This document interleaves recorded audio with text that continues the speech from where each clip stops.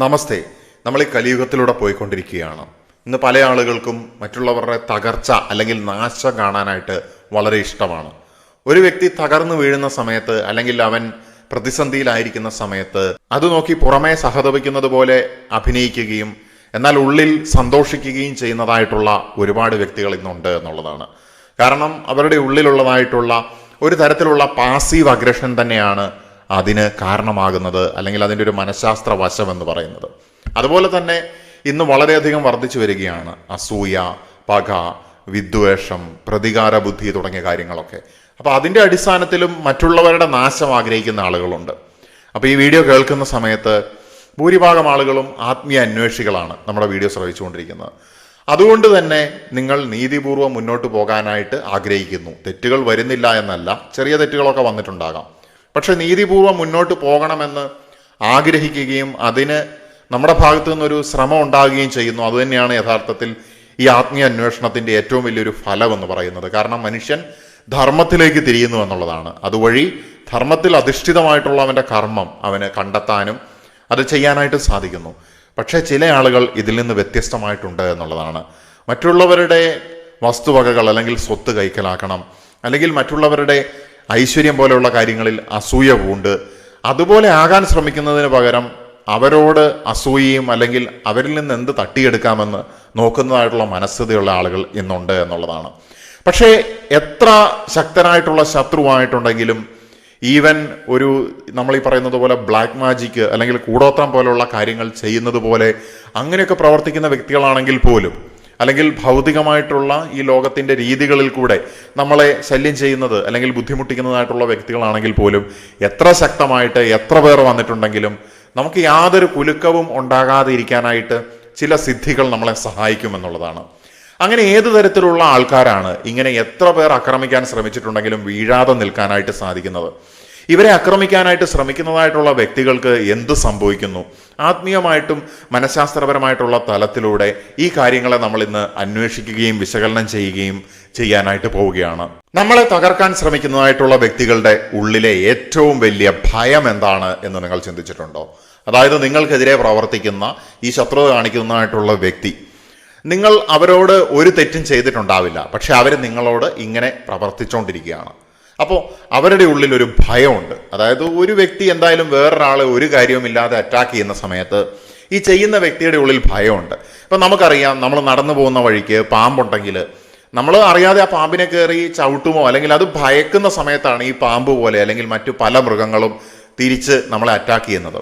ഇതുപോലെ തന്നെയാണ് മനുഷ്യന്റെ കാര്യം. അവൻ്റെ ഉള്ളിലെ എന്തോ ഒരു ആൻസൈറ്റി, എന്തോ ഒരു പക. അപ്പോൾ അവൻ ഭയക്കുന്ന ഏറ്റവും വലിയ പ്രധാനപ്പെട്ട കാര്യം എന്താണെന്ന് വെച്ച് കഴിഞ്ഞിട്ടുണ്ടെങ്കിൽ, നിങ്ങളെ അറ്റാക്ക് ചെയ്യുന്ന സമയത്ത് നിങ്ങൾ അറ്റാക്ക് ചെയ്തിട്ട് നിങ്ങൾ വീണിട്ടുണ്ടോ, ഇവൻ മെന്റലി വീക്കായിട്ടുണ്ടോ, ഇവൻ സ്ലിപ്പാകുന്നുണ്ടോ എന്ന് നോക്കിയിരിക്കുന്ന വ്യക്തിയുടെ ഏറ്റവും വലിയ ഭയം എന്ന് പറയുന്നത് നിങ്ങളുടെ സ്ഥിരതയാണ്.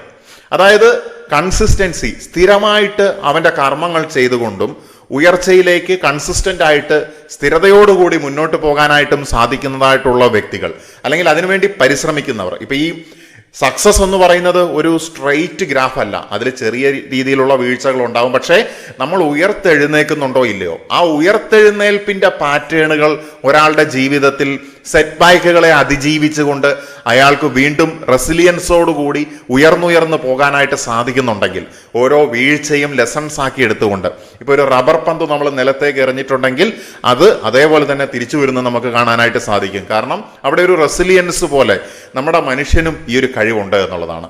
എത്ര രീതിയിലുള്ള അടി കിട്ടിയാലും വീണാലും ഉയർത്തെഴുന്നേറ്റ് സ്ഥിരമായിട്ട് വരുന്നുണ്ടെങ്കിൽ ആ സ്ഥിരതയാണ് നമ്മുടെ ശത്രുവിനെ ഏറ്റവും ഭയപ്പെടുത്തുന്നതായിട്ടുള്ള കാര്യം. ബിക്കോസ് ഇവൻ വീഴുന്നില്ല. ഒരു ശത്രുവിനെ സംബന്ധിച്ചിടത്തോളം അവൻ്റെ അടി കിട്ടുന്ന സമയത്ത് വീഴും, അല്ലെങ്കിൽ അവൻ വിചാരിക്കുന്നത് പോലെ നമ്മൾ പ്രവർത്തിക്കും എന്നൊക്കെയാണ് അവർ കരുതുന്നത്. പക്ഷെ യഥാർത്ഥത്തിൽ വീഴാതെ നിൽക്കുന്നവനാണ് ഇവർക്ക് ഏറ്റവും വലിയ അസ്വസ്ഥത ഉണ്ടാക്കുന്നത് എന്നുള്ളതാണ്. ഞാൻ അടിച്ചിട്ടും ഇവൻ വീണിട്ടില്ലല്ലോ എന്നവർ ചിന്തിച്ചുകൊണ്ടിരിക്കുമെന്നുള്ളതാണ്. ഇവൻ മെന്റലി വീണിട്ടുണ്ടോ, അല്ലെങ്കിൽ ഇവൾ തകർന്നിട്ടുണ്ടോ, ഇവരുടെ ജീവിതം നശിച്ചിട്ടുണ്ടോ, ഇങ്ങനെ നിരീക്ഷിച്ചുകൊണ്ടിരിക്കുകയാണ്. ഈ നിരീക്ഷണം വരുന്നത് തന്നെ ഒരു തരത്തിലുള്ള ഭയത്തിന്റെ ഉള്ളിൽ നിന്നാണ്. അത് അവരുടെ ഉള്ളിലെ ഇൻസെക്യൂരിറ്റിയുടെ തെളിവാണ്. മറ്റൊരാളുടെ വീഴ്ച കാത്തിരിക്കുന്നവൻ ഇതിനോടകം തന്നെ അവന്റെ ഉള്ളിൽ വീണവനാണ് എന്നുള്ളതാണ്. അപ്പൊ നിങ്ങൾക്ക് മനസ്സിലാക്കാനായിട്ട് സാധിക്കുകയാണ്, നിങ്ങളുടെ ഈ ശത്രുത കാണിക്കുന്ന, അകാരണമായിട്ട് ശത്രുത കാണിക്കുന്നതായിട്ടുള്ള വ്യക്തികളുടെ ഏറ്റവും ബിഗ്ഗസ്റ്റ് ആയിട്ടുള്ള അവരുടെ പ്രശ്നം എന്താണെന്നുള്ളതും അതിനെ ഡിഫെൻഡ് ചെയ്യാനായിട്ടുള്ള നമ്മുടെ ഏറ്റവും വലിയ പവർ എന്താണ് എന്നുള്ളതും. സോ നമ്മുടെ കർത്തവ്യം എന്ന് പറയുന്നത് അവരോട് ഫൈറ്റ് ബാക്ക് ചെയ്യുക എന്നുള്ളതിനപ്പുറത്തേക്ക് നമ്മുടെ ജീവിതത്തിനെ അടുത്ത സ്റ്റെപ്പിലേക്ക് ഉയർത്തുക എന്നുള്ളതാണ്, വൻ മരമായിട്ട് വളരുക എന്നുള്ളതാണ്. അങ്ങനെ ആകുന്ന സമയത്ത് ഈ അമ്പിളിയമ്മാവനെ നോക്കി പട്ടി കുരയ്ക്കുക എന്നൊക്കെ ചില പഴമക്കാർ പറഞ്ഞു കേട്ടിട്ടുണ്ട്. എന്ന് പറഞ്ഞതുപോലെ ഒരു രീതിയിലും നീതിമാനായിട്ട് കർമ്മം ചെയ്തുകൊണ്ട് പോകുന്ന വ്യക്തിനെ വേറെ ആർക്കും തകർക്കാനായിട്ട് സാധിക്കില്ല എന്നുള്ളതാണ്. ഇനി അടുത്തതായിട്ടുള്ള കാര്യം നോക്കാം. ഈ ശത്രുതാ മനോഭാവം കാണിക്കുന്ന വ്യക്തിയെ സംബന്ധിച്ചിടത്തോളം അവരുടെ നെർവസ് സിസ്റ്റം എപ്പോഴും ഫൈറ്റ് മോഡിലായിരിക്കും എന്നുള്ളതാണ്. കാരണം അവർ ഫ്ലൈറ്റ് മോഡല്ല, കാരണം അവർ നിർത്തി ഓടിപ്പോവല്ല, അവർ ഫൈറ്റ് ചെയ്യുകയാണ്. ഫൈറ്റ് ഓർ ഫ്ലൈറ്റ് റെസ്പോൺസ് എന്ന് നമ്മൾ പറയാറുണ്ട്. ഞാൻ മുൻപ് പല വീഡിയോയിലും പറഞ്ഞിട്ടുണ്ട്, sympathetic and parasympathetic nervous system, അതിനെ അടിസ്ഥാനമായിട്ട് പ്രവർത്തിക്കുന്ന ഫൈറ്റ് ഓർ ഫ്ലൈറ്റ് റെസ്പോൺസ്, അത് കാമാകുന്നത് എങ്ങനെ, ഒരുപാട് കാര്യങ്ങൾ ഞാൻ പറഞ്ഞിട്ടുണ്ടോ എന്ന് ഞാൻ ഇവിടെ പറയുന്നില്ല. അപ്പോൾ ഈ ഇങ്ങനെ ശത്രുത കാണിക്കുന്ന വ്യക്തികളെ സംബന്ധിച്ചിടത്തോളം അവർ മറ്റൊരുത്തനെ അറ്റാക്ക് ചെയ്യുകയാണ്. സോ അവർ ഫൈറ്റ് മോഡിലാണ്. അറ്റാക്ക് ചെയ്തവൻ എപ്പോഴും ഒരു അടി അടിച്ചിട്ട്, ഇപ്പോൾ ഒരു പാമ്പിനെ ഒരാൾ അടി അടിച്ചിട്ടുണ്ടെങ്കിൽ അയാൾ ആ പാമ്പ് ചത്തോ ഇല്ലയോ എന്നാണ് നോക്കുന്നത്. അല്ലെങ്കിൽ ഈ ഓപ്പോസിറ്റ് നിൽക്കുന്ന വ്യക്തിനെ അറ്റാക്ക് ചെയ്യുന്ന ആളുകളെ സംബന്ധിച്ചിടത്തോളം അവൻ വീണോ വീണില്ലയോ എന്നാണ് അവരെപ്പോഴും നോക്കിക്കൊണ്ടിരിക്കുന്നത്. അപ്പം ഈ ആദ്യം തന്നെ വേറൊരുത്തൻ്റെ നാശം, വേറൊരുത്തനിലേക്ക് നെഗറ്റീവായിട്ടുള്ള അനാവശ്യമായിട്ടുള്ള വ്യാജ ആരോപണങ്ങൾ കൊടുക്കുക, അസൂയാവഹമായിട്ടുള്ള കാര്യങ്ങൾ പറഞ്ഞ് പ്രചരിപ്പിക്കുക, പരദൂഷണങ്ങൾ പറഞ്ഞ് പ്രചരിപ്പിക്കുക, അല്ലെങ്കിൽ അവൻ്റെ എക്സിസ്റ്റൻസിനെ തന്നെ തകർക്കാനായിട്ട് നോക്കുക, അവൻ്റെ മരണത്തിനെ ആഗ്രഹിക്കുക. അങ്ങനെ വേറൊരാളുടെ സർവനാശം എന്ന് പറയുമ്പോൾ ഇപ്പം തന്നെ നിങ്ങൾ കേട്ടാൽ അറിയാം, വളരെ നെഗറ്റീവായിട്ടുള്ള കാര്യങ്ങളാണ് ഈ വ്യക്തി തന്നെ ചിന്തിച്ചുകൊണ്ടിരിക്കുന്നത്. അതായത് വേറൊരുത്തൻ നശിക്കണമെന്ന് നമ്മൾ ചിന്തിച്ച് നമ്മൾ ആഗ്രഹിക്കുന്ന സമയത്ത് ഈ വിഷം, ഈ ഫൈറ്റ് റെസ്പോൺസിലാണ് നമ്മൾ നിൽക്കുന്നത്. നമ്മുടെ ബോഡിയിൽ ഉണ്ടാകുന്ന പല രീതിയിലുള്ള കെമിക്കലായിട്ടുള്ള കാര്യങ്ങളുണ്ട്. അതിനപ്പുറത്തേക്ക് നമ്മുടെ ബ്രെയിൻ ചിന്തിക്കും, ഈ വിഷം എനിക്ക് തന്നെ ഉള്ളതാണോ അതോ വേറൊരുത്തനുള്ളതാണോ എന്നുള്ളത് ഈ ബ്രെയിനിന് മനസ്സിലാവില്ല എന്നുള്ളതാണ്. സോ ആ ഒരു പോയിസൺ ആയിട്ടുള്ള ആ തോട്ട്, അതിൻ്റെ എനർജി ഭൗതികമായിട്ടുള്ള നമ്മളുടെ ശരീരത്തിലും ആത്മീയമായിട്ടുള്ള നമ്മുടെ ഓറയിലും അതിൻ്റെ ഇംപ്രിൻറ്റുകൾ ഉണ്ടാക്കുന്നുണ്ട് എന്നുള്ളതാണ്. അതൊരു പരിധി കഴിഞ്ഞ് നീണ്ടു നിന്നിട്ടുണ്ടെങ്കിൽ ഇപ്പം നമുക്ക് ചിലപ്പം ദേഷ്യവും ശത്രുതയും ഒക്കെ തോന്നാം. പക്ഷെ ഇത് ജീവിതകാലം അല്ലെങ്കിൽ ലോങ് ടൈമിലേക്ക് ഇതാണ് തൻ്റെ ഉപാസന എന്ന് കരുതുന്നതായിട്ടുള്ള വ്യക്തികളെ സംബന്ധിച്ചിടത്തോളം അവൻ്റെ ശരീരത്തിനോടും അവൻ്റെ മനസ്സിനോടും അവൻ്റെ ആത്മീയ ശരീരത്തിനോടും സ്വയം അവർ മുറിവേൽപ്പിച്ചുകൊണ്ടിരിക്കുകയാണ് എന്നുള്ളതാണ്. കൈൻഡ് ഓഫ് ആത്മഹത്യ തന്നെയാണ്. ഇപ്പം ഈ കൂടോത്രം ചെയ്യുന്ന ആളുകളെ കുറിച്ച് നമുക്കറിയാവുന്നതാണ്. വേറൊരുത്തൻ്റെ നാശത്തിന് വേണ്ടിയാണ് ഇവൻ ഈ എനർജറ്റിക് ലെവലിൽ ഭൗതികതയുമായിട്ട് കണക്ട് ചെയ്തിട്ട്, അതായത് ഈ കൂടോത്രം ചെയ്യുമ്പോൾ നമ്മൾ കണ്ടിട്ടുണ്ട്, ഇപ്പം ഈ മുട്ട അല്ലെങ്കിൽ തേങ്ങയിലൊക്കെ ആണിയൊക്കെ അടിച്ച് വെച്ചിരിക്കുന്നത്. ആ ഓരോ ആണിക്കും ഓരോ അർത്ഥമുണ്ട്. ഇത്ര തേങ്ങ അല്ലെങ്കിൽ ഇത്ര ആണികൾ ഇന്ന ദിശകളിൽ, അതിന് പല രീതിയിലുള്ള മീനിങ് ഉണ്ട്. അങ്ങനെ ചെയ്യുന്ന സമയത്തൊക്കെ ഈ ഭൗതികമായിട്ടുള്ള തേങ്ങയും ആണിയും അങ്ങനെ ചെയ്തുകൊണ്ട് എന്തെങ്കിലും സംഭവിക്കുന്നില്ല.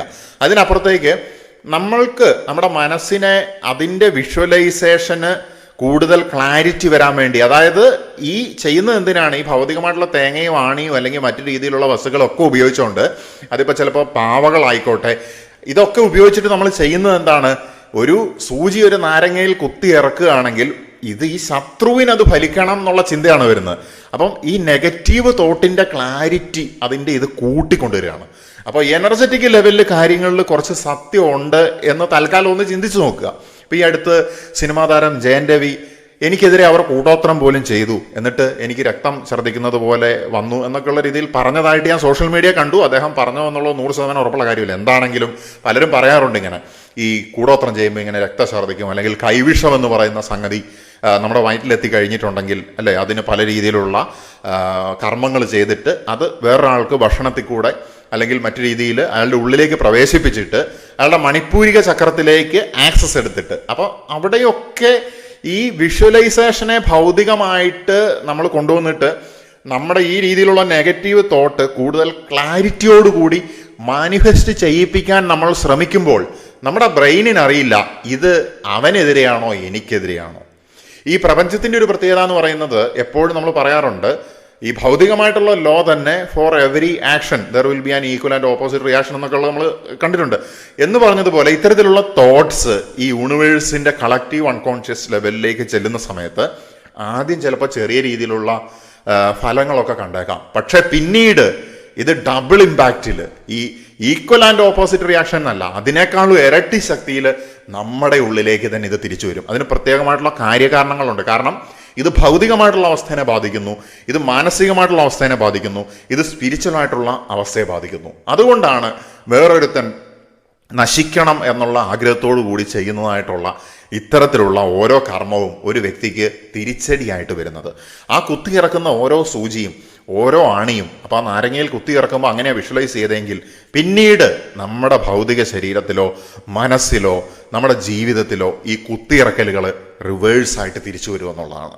അപ്പോൾ താൽക്കാലികമായിട്ടുള്ള വിജയത്തിന് വേണ്ടി ആളുകൾ ഇങ്ങനെ ശത്രുതയിൽ കഴിയുന്ന സമയത്ത്, മറ്റൊരാളുടെ നാശം, പ്രതികാരം, അസൂയ, അപമാനം ഒക്കെ കാണാനായിട്ട് ആഗ്രഹിക്കുന്ന സമയത്ത് നെർവസ് സിസ്റ്റം ഓൾവേസ് ഫൈറ്റ് മോഡിൽ നിന്നിട്ട് anxiety, stress, tension, depression, restlessness, anchor addiction, paranoia പോലുള്ള പല കാര്യങ്ങൾ ഈ വ്യക്തിക്ക് ഉണ്ടാകുകയാണ് എന്നുള്ളതാണ്. സോ ഓപ്പോസിറ്റുള്ള വ്യക്തി ശക്തനായിട്ട് സ്ഥിരതയോടുകൂടി നിൽക്കുകയാണെങ്കിൽ, അല്ലെങ്കിൽ അയാൾ നിന്നില്ലെങ്കിൽ പോലും ഈ രീതിയിലുള്ള ശത്രുതാ മനോഭാവം വെക്കുന്ന വ്യക്തികൾ സ്വയം നശിക്കുകയാണ്.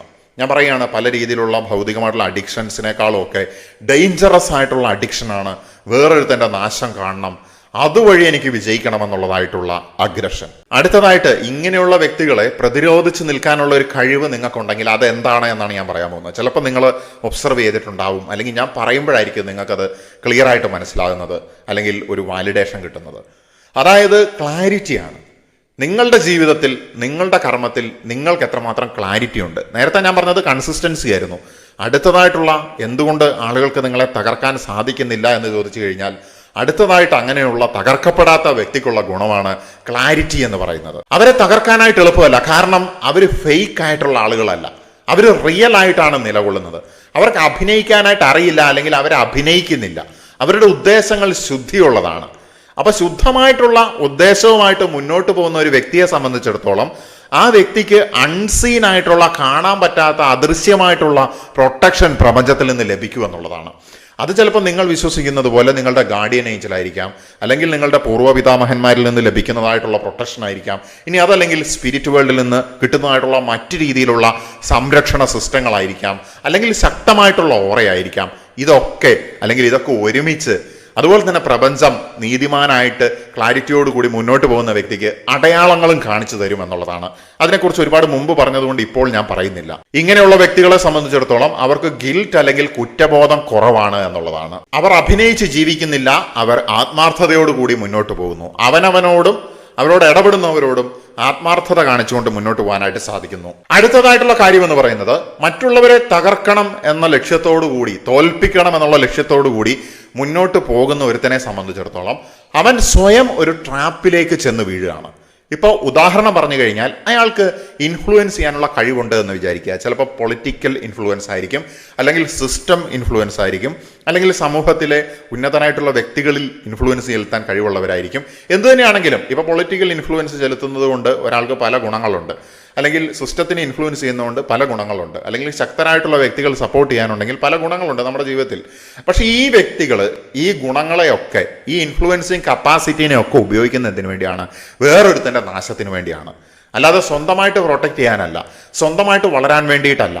വേറൊരുത്തൻ്റെ നാശത്തിന് വേണ്ടി ഇത്തരത്തിലുള്ള പോസിറ്റീവായിട്ടുള്ള കാര്യങ്ങളെ ഉപയോഗിക്കുമ്പോൾ അത് പോസിറ്റീവായിട്ട് എത്രമാത്രം ഉപയോഗിക്കാമായിരുന്നു എന്നുള്ള കാര്യങ്ങളെയൊക്കെ ഈ വ്യക്തി മറന്നു പോവുകയാണ്.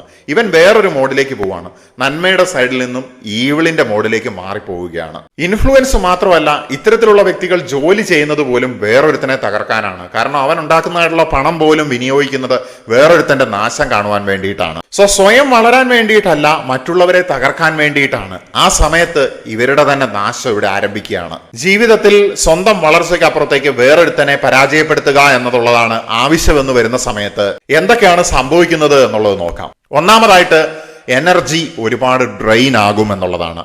രണ്ടാമതായിട്ട്, അവനവന്റെ സ്വന്തമായിട്ടുള്ള ഫോക്കസ് നഷ്ടപ്പെടുമെന്നുള്ളതാണ്. അടുത്തതായിട്ടുണ്ടാകുന്നത് മെന്റൽ ഡാർക്ക്നെസ് ആണ്. അതായത് അവരവർക്ക് തന്നെ താനൊരു നെഗറ്റീവ് ആണെന്നുള്ള ചിന്ത അവരുടെ ഉപബോധ മനസ്സിൽ കൂടെ അവർ പോലും അറിയാതെ കയറിക്കൂടുകയാണ്. നമ്മൾ എന്താണോ വിശ്വസിക്കുന്നത് നമ്മൾ അതായിട്ട് തീരുന്നു. അതിനുശേഷം വളരെ ക്രോണിക് ആയിട്ടുള്ള ഡിസാറ്റിസ്ഫാക്ഷൻ, ഓപ്പോസിറ്റുള്ള വ്യക്തി താൽക്കാലികമായിട്ട് ചിലപ്പോൾ അയാൾക്ക് തിരിച്ചടി കിട്ടിയേക്കാം, പക്ഷേ അയാളുടെ വളർച്ച കാണുന്ന സമയത്ത് ക്രോണിക് ആയിട്ടുള്ള ഡിസാറ്റിസ്ഫാക്ഷൻ ഉണ്ടാവുകയും അങ്ങനെ സ്വയം മാനസികമായിട്ടും ശാരീരികമായിട്ടും ആത്മീയമായിട്ടും നാശത്തിലേക്ക് പോകുന്ന ഒരു അവസ്ഥയ്ക്കും ഇവർ പാത്രമാകുമെന്നുള്ളതാണ്. കലിയുഗത്തിൽ ഒരു മനുഷ്യനെ ഏറ്റവും തകർക്കുന്നതായിട്ടുള്ള രണ്ട് കാര്യങ്ങളുണ്ട്.